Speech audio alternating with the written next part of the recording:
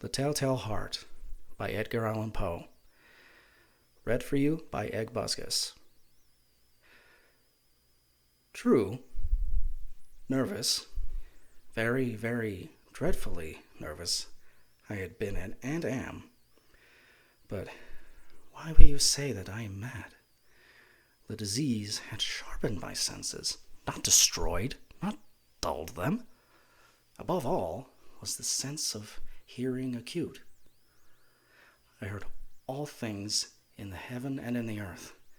I heard many things in hell. How then am I mad? Hearken and observe how healthily, how calmly I can tell you the whole story. It is impossible to say how first the idea entered my brain, but once conceived, it haunted me day and night. Object there was none. Passion there was none. I loved the old man. He had never wronged me. He had never given me insult. For his gold I had no desire. I think it was his eye. Yes, it was this. He had the eye of a vulture, a pale blue eye with a film over it. Whenever it fell upon me, my blood ran cold. And so by degrees, very gradually, I made up my mind to take the life of the old man, and thus rid myself of the eye forever. Now this is the point. You fancy me mad. Madmen know nothing. But you should have seen me. You should have seen how wisely I proceeded. With that caution, with what foresight, with what dissimulation I went to work. I was never kinder to the old man than during the whole week before I killed him.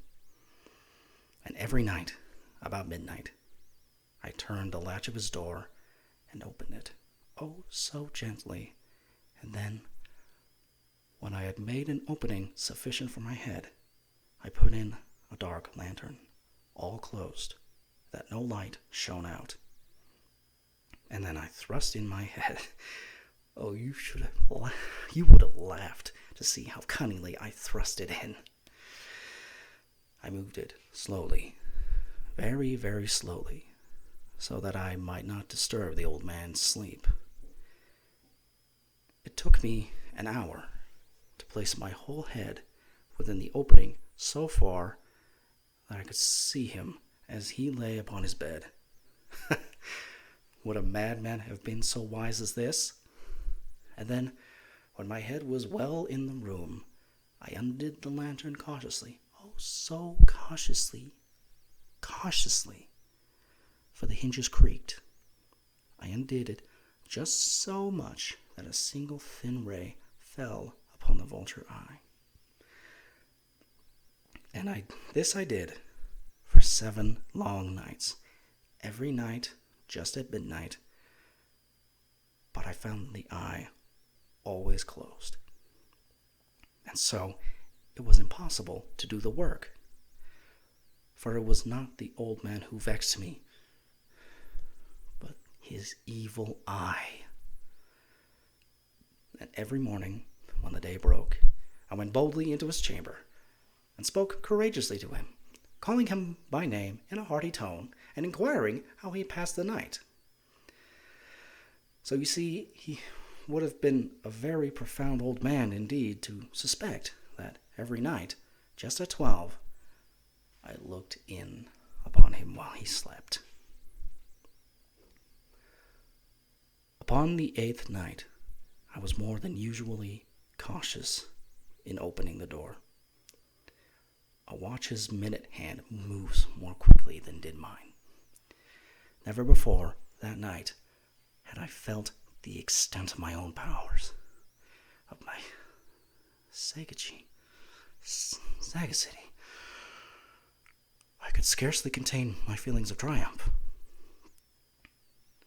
To think that there I was, opening the door little by little, and he not even to dream of my secret deeds or thoughts. I fairly chuckled at the idea. and perhaps he heard me, for he moved on the bed suddenly, as if startled. Now you may think that I drew back, but no, his room was as black as pitch with the thick darkness, for the shutters were close-fastened through fear of robbers. And so I knew that he could not see the opening of the door, and I kept pushing on it steadily.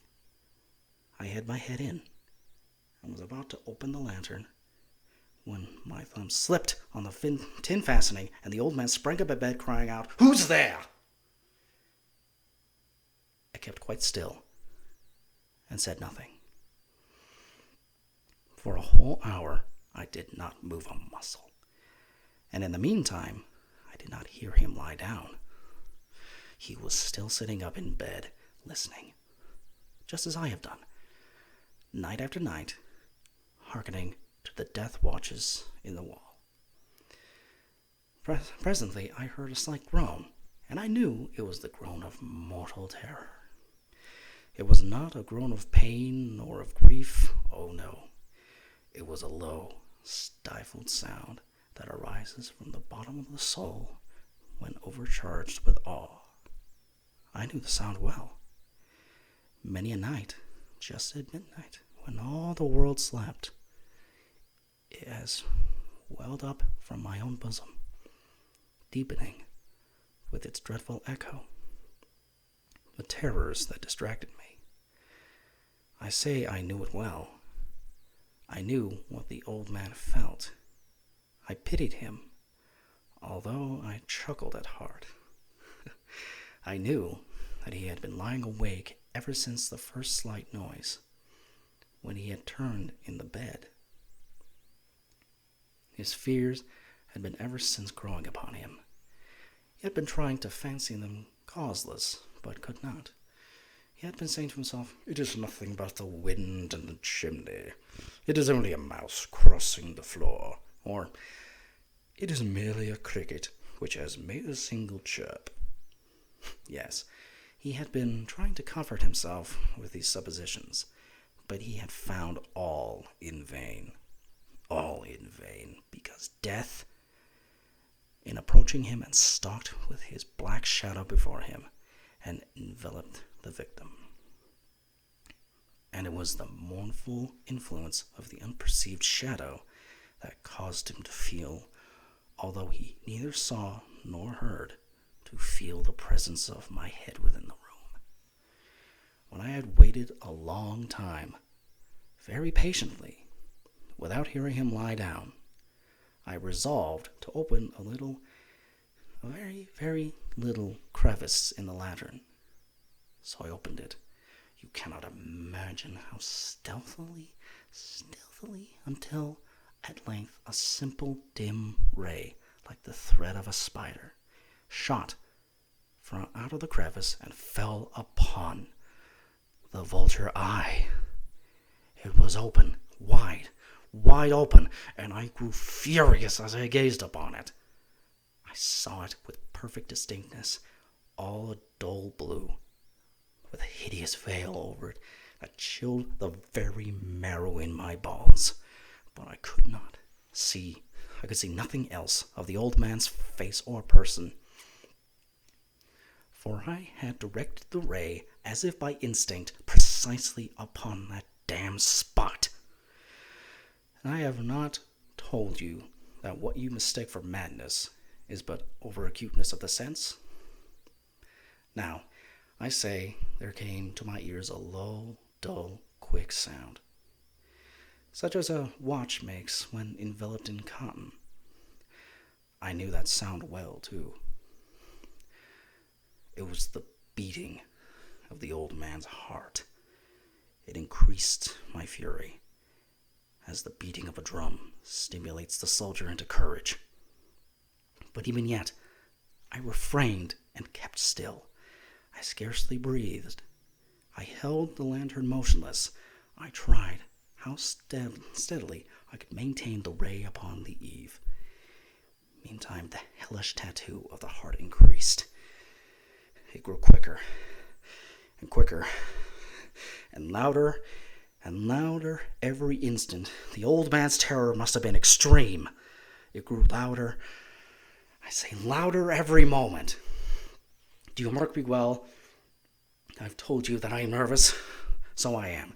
And now, at the dead hour of the night, amid the dreadful silence of that old house, so strange a noise has this excited me to uncontrollable terror. Yet, for some minutes longer, I refrained and stood still. But the beating grew louder. Louder. I thought the heart must burst. And now a new anxiety seized me. The sound would be heard by a neighbor. The old man's hour has come. With a loud yell, I threw open the lantern and leaped into the room. He shrieked once only. In an instant, I dragged him to the floor and pulled a heavy bed over him, and I then smiled gaily to find the deed so far done. But for many minutes, the heart beat on with a muffled sound. This, however, did not vex me. It would not be heard through the wall. At length, it ceased. The old man was dead.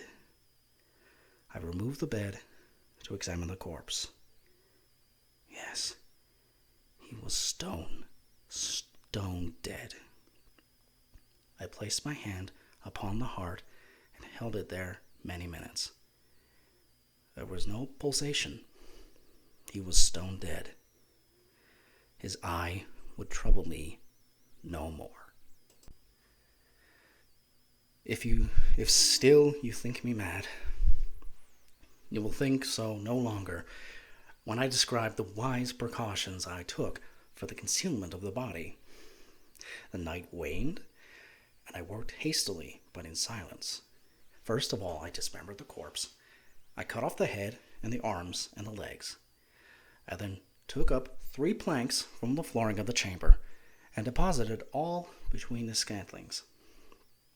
I then replaced the boards so cleverly, so cunningly, that no human eye, not even his, could have detected anything wrong. There was nothing to wash out, no stain of any kind, no blood spot whatever. I had been too wary for that. A tub had caught all. When I had made an end of these labors, it was 4 o'clock, still dark as midnight. As the bell sounded the hour, there came a knocking at the street door. I went down to open it with a light heart, for what had I now to fear? There entered 3 men who introduced themselves with perfect suavity as officers of the police. A shriek had been heard by a neighbor during the night. Suspicion of foul play had been aroused. Information had been lodged at the police office, and they, the officers, had been deputed to search the premises. I smiled, for what had I to fear? I bade the gentleman welcome. The shriek, I said, was my own in a dream. The old man I mentioned was absent in the country. I took my visitors all over the house. I bade them search well. I led them at length to his chamber.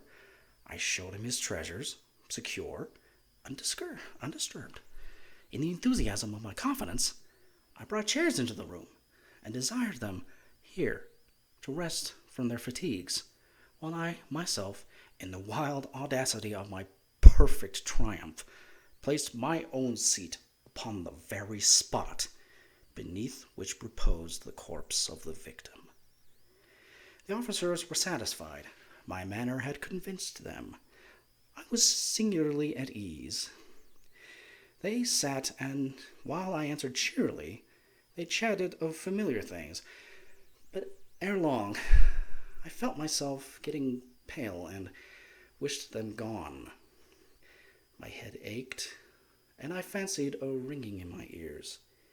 But still they sat and still chatted. The ringing became more distinct. It continued and became more distinct. I talked more freely to get rid of the feeling, but it continued and gained definitiveness. until at length I found that the noise was not within my ears. No doubt, I now grew very pale. But I talked more fluently, and with a heightened voice, yet the sound increased.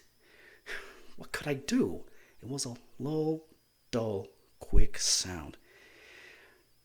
Much such a sound as a watch makes when enveloped in cotton. I gasped for breath, and yet the officers had heard it not. I talked more quickly, more vehemently, but the noise steadily increased. I arose and argued about trifles in a high key and with violent gesticulations, but the noise steadily increased. Why would they not be gone?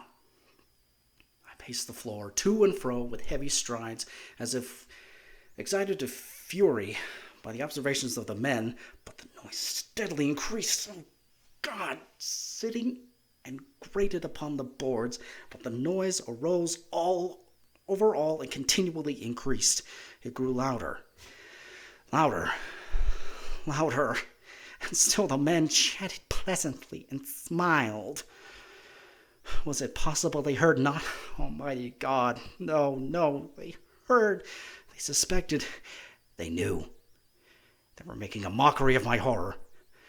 This I thought, and this I think. But anything was better than this agony. Anything was more tolerable than this derision. I could bear those hypocritical smiles no longer. I felt that I must scream or die. And now again, hark! Louder, louder, louder, louder! Villains! I shrieked. Disassemble no more! I admit the deed! Tear up the planks! Here! Here! It is the beating of his hideous heart!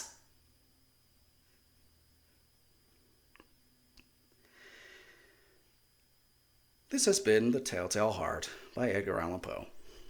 Thank you guys for listening, and this was a first for me. I'd never done this before, and I hope to do more in the near future, so please subscribe for more. I'm sure I'm going to find more of these. So, thank you for watching, and thank you for listening.